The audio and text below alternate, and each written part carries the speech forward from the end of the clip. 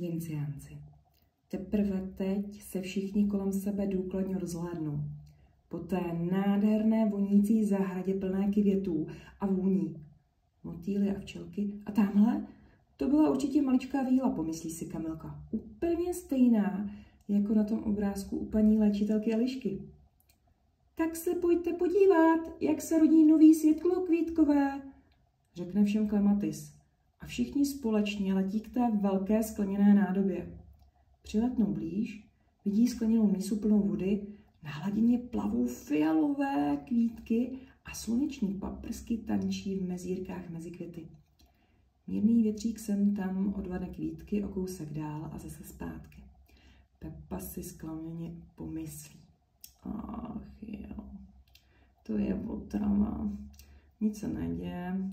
A Klematis, že by mu vážně četl myšlenky, do něj beze slov šťouchne, jako by chtěl říci: Pepíku, nemluv a poslouchej. Peppa tedy zmlkne a snaží se tiše poslouchat. Slyší zpívat ptáky, možná i kuňkat žáby někde u rybníčka. Ten zvuk kuňkání žab často poslouchal, když byl v létě u dědy Vojtěcha. Pojďte, popolétneme ještě blíž, pošeptá kejklířka, a tak všichni popolétnou ještě blíž. Světlokvítkové chytí děti za ruce. Dívají se a naslouchají. Zdá se, že se nic nového neděje, i když Kamilka se pomaličku začíná usmívat. Zdá se jí totiž, jako by zaslechla tichoučkou melodii. Jen si to namlouvá? Ale ne, opravdu. Teď to slyší docela zřetelně. Ta melodie je nádherná, plná života, skoro se jí chce u ní tančit. A teď i Peppa vidí, jak se ve vodě začíná něco dít. Sluneční paprsky tu tančí s energií, kterou do vody posílají fialové kvítky. Jemňoučké pohubování, láskyplný tanec. A v tom najednou se ve vodě objeví první světlokvítek. Světlokvíčí děťátko. A další děťátka zářivá jako sluníčko. S fialovými kvítky ve vláskách.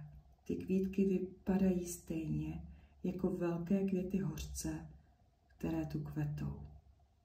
To jsou maličcí genciánci, zašeptá Kaštanka. Budou umět léčit smutek a zklamání. Kamilka stále slyší tu tichoučkou melodii a cítí se tak šťastná z toho zázraku, který tu právě uviděla. Už to nevydrží a dá se do tance. Jemně se pohubuje a točí. Je tak šťastná, v tu chvíli necítí žádný strach ani obavy. A tu se vedle ní objeví čista jasna, dlouhonohá víla s blondětými vlásky a šaty v barvě nebe. Chytne Kamilku za ruce a už tančí spolu. Maličká světlokvítčí holčička Kamilka a krásná víla podobná té z Kamilčiny lávičky. Točí se a tančí. Kamilka je šťastná. Dlouhonohá víla jí ještě dá maličkou pusinku na čelo a řekne: Jsem Pomníková. A najednou je pryč. Ano, je čas rozloučit se, říká kejklířka. Všichni se chytnou za ruce a abrakačabraka. Najednou je všechno jinak. Děti už jsou zase dětmi, jsou doma, ale žijí ve svých postýlkách a z toho všeho cestování byly tak unavené, že usnuli.